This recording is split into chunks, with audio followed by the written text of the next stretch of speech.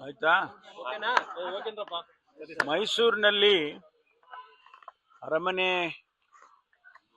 ದ್ವಾರದ ಮುಂಭಾಗದಲ್ಲಿ ಒಬ್ಬ ವ್ಯಕ್ತಿ ಬಲೂನ್ಗಳನ್ನು ಮಾರ್ತಾ ಇದ್ದಂಥವನು, ಅವನು ಹೀಲಿಯಮ್ಮನ್ನ ಇದ್ದಂಥ ಒಂದು ಸಿಲಿಂಡರ್ನ ಇಟ್ಕೊಂಡಿದ್ದ ಅಂತ ಹೇಳಿ ಆ ಹೀಲಿಯಂನಿಂದ ಬಲೂನ್ಗಳಿಗೆಲ್ಲ ಫಿಲಪ್ ಮಾಡಿ ಮಾರಾಟ ಮಾಡ್ತಾ ಇದ್ದ ಸಂದರ್ಭದಲ್ಲಿ ಆ ಸಿಲಿಂಡರು ಬರ್ಸ್ಟ್ ಆಗಿ ಅವನು ತೀರ್ಕೊಂಡಿದ್ದಾನೆ. ಅವನು ಲಕ್ನೋ ಮೂಲದವನು ಅಂತ ಹೇಳಿ ಹೇಳ್ತಾ ಇದ್ದಾರೆ. ಮತ್ತು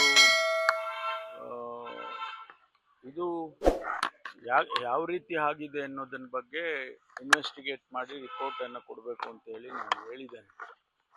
ಹಿಂದೆ ಇದೇ ರೀತಿ ಹೀಲಿಯಂ ಮಾರ್ತಾ ಇದ್ದಂಥ, ಇದು ಬಲೂನನ್ನು ಮಾರ್ತಾ ಇದ್ದಂಥ ಒಬ್ಬ ಹೆಣ್ಮಗಳ ಮೇಲೆ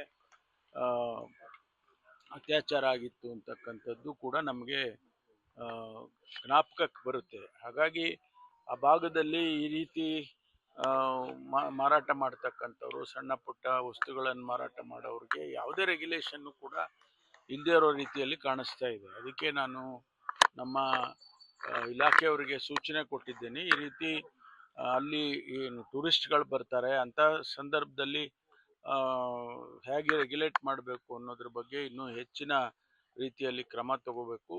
ಟೂರಿಸಂ ಡಿಪಾರ್ಟ್ಮೆಂಟ್ನವ್ರನ್ನೂ ಕೂಡ ಜೊತೆಯಲ್ಲಿ ಕರ್ಕೊಂಡು ಏನಾದರೂ ಒಂದು ರೀತಿ, ಯಾಕೆಂದರೆ ಈಗ ನೋಡಿ ಅಲ್ಲಿ ಜಮ್ಮು ಕಾಶ್ಮೀರದಲ್ಲಿ ಏನಾಯಿತು, ಆ ರೀತಿ ಇವೆಲ್ಲವನ್ನು ಕೂಡ ನಾವು ಸೂಕ್ಷ್ಮ ದೃಷ್ಟಿಯಿಂದ ನೋಡಬೇಕು ಅಂತೇಳಿ ನೆನ್ನೆ ದಿವಸ ಸೂಚನೆಯನ್ನು ಕೊಟ್ಟಿದ್ದೇನೆ. ನಾನು ಮೈಸೂರಿಗೆ ಹೋದಾಗ ಇದ್ರ ಬಗ್ಗೆ ಒಂದು ರಿವ್ಯೂ ಮಾಡಿ ಏನು ಕ್ರಮ ತಗೋಬೇಕು ಅನ್ನೋದ್ರ ಬಗ್ಗೆ ತಿಳಿಸ್ತೇನೆ. ಅದನ್ನೇ ನಾನು ಅವರಿಗೆ ವೆರಿಫೈ ಮಾಡಿ ಅಂತ ಹೇಳಿದ್ದೀನಿ. ಯಾಕೆಂದರೆ ಅವನಿಗೆ ಸಿಲಿಂಡರ್ ಎಲ್ಲಿ ಸಿಕ್ತು, ಹೀಲಿಯಂ ಕಂಟೆಂಟ್ ಸಿಲಿಂಡರ್ ಹೇಗೆ ಸಿಕ್ತು, ಅವನು ಯಾರು ಕೊಂಡ್ಕೊಂಡು ಎಲ್ಲಿ ಕೊಂಡ್ಕೊಂಡು ಬಂದ, ಹೇಗೆ ಕೊಟ್ಟರು, ಅದನ್ನೆಲ್ಲ ಇವಾಗ ತನಿಖೆ ಮಾಡಿ ನನಗೆ ವರದಿಯನ್ನು ಕೊಡ್ತಾರೆ. ಉನ್ನತ ಮಟ್ಟದ ತನಿಖೆಗೆ ಏನಾದರೂ ಇಲ್ಲ, ಅವರ ಇದರಲ್ಲಿ ಗೊತ್ತಾಗ್ತದಲ್ಲ. ಅಲ್ಲಿ ಕಮಿಷನರು, IG ಅವರೆಲ್ಲ ಇದ್ದಾರೆ, ತನಿಖೆ ಮಾಡಿ ವರದಿಯನ್ನು ಕೊಡೋದಕ್ಕೆ ತಿಳಿಸಿದ್ದಾರೆ. ನಿನ್ನೆ ಬಸ್ ಆಕ್ಸಿಡೆಂಟ್ ಸರ್, ಅದೀಗ DNA ಹೋಗಿದೆ ಸರ್, ಅದೆಲ್ಲ ಎಷ್ಟು ದಿನ ಆಗ್ಬೋದು ಸರ್? ಹೆಂಗೆ ಇಲ್ಲ, ಬಹಳ ದುರದೃಷ್ಟಕರ. ನೋಡಿ, ಅವನು ರಸ್ತೆ ಇನ್ನೊಂದು ರಸ್ತೆಯಲ್ಲಿ ಹೋಗ್ತಾ ಇದ್ದವನು ಮೀಡಿಯನ್ನ ಜಂಪ್ ಮಾಡಿ ಈ ಕಡೆ ಬರ್ತಾನೆ ಅಂದರೆ ಏನು ಹೇಳಬೇಕು ಇದಕ್ಕೆ ಅಂತ ಗೊತ್ತಾಗೋದಿಲ್ಲ. ಅವನು ಆ ಡ್ರೈವರು ಈಗ ಅವನು ಸತ್ತೋಗಿದ್ದಾನೆ.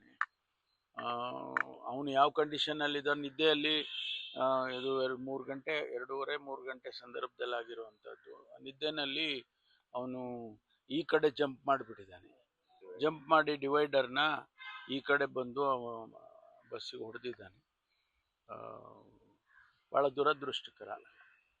ಅವರೆಲ್ಲ ನಿದ್ದೆ ಮಾಡ್ತಾ ಇದ್ರು. ಭಾಳ ಜನ, 6 ಜನ, ಇವತ್ತು 6 ಜನ ಅಂತ ಹೇಳ್ತಿದ್ದಾರೆ. 5 ಅಂತಿದ್ರು, ಈಗ 6ನೇದು ಆಗಿದೆ, 6 ಜನ ಅಂತ ಹೇಳಿದರು.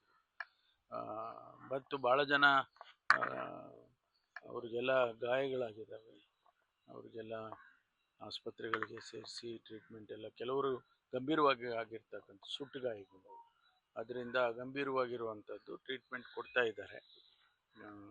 ಬಾಡಿ ಹಸ್ತಾಂತರ DNA ಆಗಲೇಬೇಕು ಎಲ್ಲ ಬಾಡಿಗೂ? ಹೌದು, ಅದು ಯಾಕೆಂದರೆ ವೆರಿಫಿಕೇಶನ್ ಆಗಬೇಕಲ್ಲ, ಅದನ್ನು ಮಾಡಿ ಕೊಡ್ತಾರೆ. CWC ಮೀಟಿಂಗ್ ಇದೆ ಡೆಲ್ಲಿನಲ್ಲಿ, ತಾವೇನೋ ಹೋಗ್ತಿದ್ರಿ? ನಮಗೆಲ್ಲ, ನಾವು CWC ಮೆಂಬರ್ ಅಲ್ಲ. ನಾನು ಹಿಂದೆ CWCನಲ್ಲಿ ಸ್ಪೆಷಲ್ ಇನ್ವೈಟಿ ಆಗಿದ್ದೆ. ಈಗ ನಮ್ಮ ಹರಿಪ್ರಸಾದ್ ಅವರು, ವೀರಪ್ಪ ಮೊಯ್ಲಿ ಅವರು ಸ್ಪೆಷಲ್ ಇನ್ವೈಟಿ ಆಗಿದ್ದಾರೆ. ಮತ್ತು ಇದು ರೆಗ್ಯುಲರ್ ಆಗಿ ಆಗುವಂಥ CWC ಮೀಟಿಂಗ್ ಅಂತ ಅಂದ್ಕೊಳ್ತೀನಿ. ಯಾಕೆಂದರೆ 21 ಜನ ಶಾಶ್ವತವಾಗಿರುವಂಥ ಮೆಂಬರ್ಸ್ ಇರ್ತಾರೆ. ಅದರ ಜೊತೆಗೆ ಅವರು ಸ್ಪೆಷಲ್ ಇನ್ವೈಟೀಸ್ ಅಂತೇಳಿ PCC ಪ್ರೆಸಿಡೆಂಟ್ಗಳನ್ನು, ಮುಖ್ಯಮಂತ್ರಿಗಳನ್ನು ಕರೀತಾರೆ.